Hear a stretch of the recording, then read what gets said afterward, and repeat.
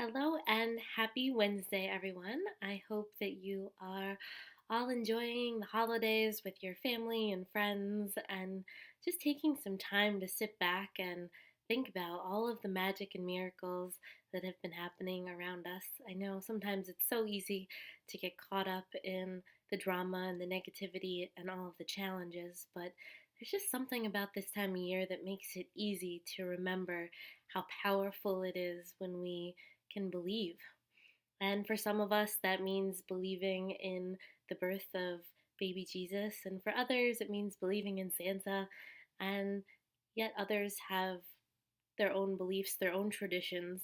But one thing that we could all pretty much agree on is that there's something different about this time of year. People are generally nicer. I don't know if it's because it seems like the TV stations and the radio and the stores are all conspiring to make us feel good and remind us of these magical moments. But part of me gets really sad when it's all over. And I'm glad that we still have a few days left until New Year's and that the magic from Christmas sort of goes on for a little while. But I did find myself to be really sad this year on Christmas. And I think it was because it was Christmas night, and I was watching my little guy sleep and thinking about how I wasn't ready for it to be over. I didn't want Cookie the elf to go back to the North Pole. I didn't want to stop hearing his excitement for the Advent calendar every day. I didn't want to stop answering questions about baby Jesus and the manger and the three wise men. And I just didn't feel like I was ready to let all that go. And as I thought about it, I realized that I kind of feel this sadness every year. And I don't know if it's something that any of you have experienced, but it's almost like that sadness that I feel on a Sunday night when I know it's going to be a crazy work week, or maybe that last summer night before school starts in the fall. It's this feeling that something amazing is going to come to an end. And as I sort of leaned into the sadness and thought about what it all meant and why I was feeling that way, I realized that it doesn't really have to end, even though the holidays are over. I realize culturally, as a whole, a lot of the magic and miracles go away. But one of my favorite definitions of miracle is just choosing love instead of fear. And I think that's really easy, especially with all of the Christmas stories and people suspend their disbelief this time of year. It's normal to talk about elves that come to life in the middle of the night and angels and stars, and nobody's afraid that there's this old guy that shows up at millions of houses and lets himself in. Nobody's afraid of that, and because it's not about that, it's about the magic. It's about believing in something bigger than ourselves. So I started thinking about it and wondering how the rest of you bring that magic into your lives, into your children's lives, into your interactions with other people. How can we make that magic last a little bit longer?